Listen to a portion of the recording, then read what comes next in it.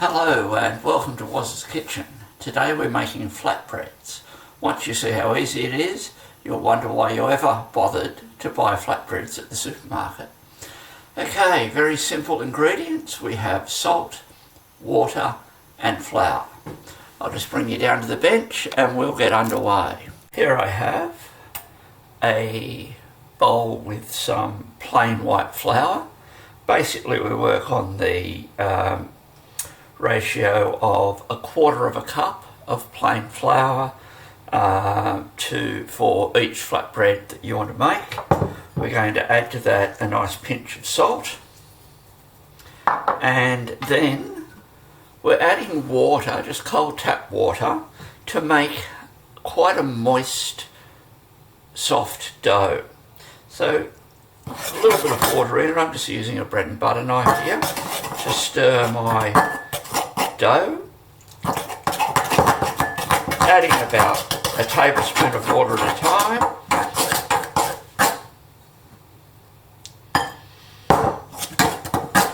Smaller amounts as it approaches the appropriate wetness.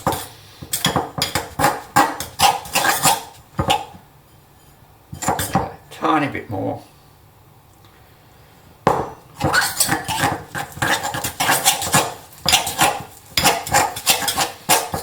And you'll know you're ready when there's no dry flour left around the bottom of the bowl. Okay, as I said, this is quite wet. We have it quite wet because we want to roll this out into a really thin flatbread. So to make that work, we need a good coating of flour on the bench. Take off about a golf ball size lump of dough, drop it in the flour, dust it around, and then we can shape it. Don't try and shape it before dusting it, you'll just have it stuck to your hands. Okay, pop it on the bench, flatten it down, ensuring there's good amount of flour all the way around. Dust your rolling pin and then just start to roll. Turning.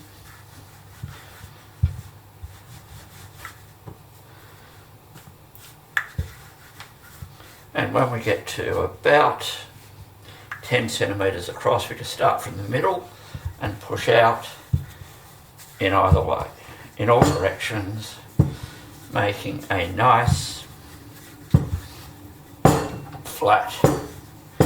flatbread ready to cook. Now, you can work on making them nice and round, but I don't mind a bit of a rustic approach to this. And we'll just pick that up and you'll see how we have a lovely thin piece of dough there. And that goes into a very hot pan that's been sitting there heating up for all the time that I've been talking to you, and into the pan it goes. We leave it in there for about 30 seconds. Got my metal spatula here. It's best to use a metal spatula for a couple of reasons. The pan is very hot, so a plastic one will start possibly melting onto the pan, or even a silicone spatula. They tend to be a bit thicker. So here we've got a nice thin spatula, which is good to get in underneath our flatbread. Flip it over and you'll see there little brown, starting to brown bits on the top there. And also you'll notice that bubbles are forming, and if you push down at this stage you'll help spread those bubbles out. And once you get good at this, you can actually get to the point of making a pocket bread where the whole bread will bubble up and you'll have an air pocket inside that you can open up and fill with things if you like. So I'm going to flip it again, push it down,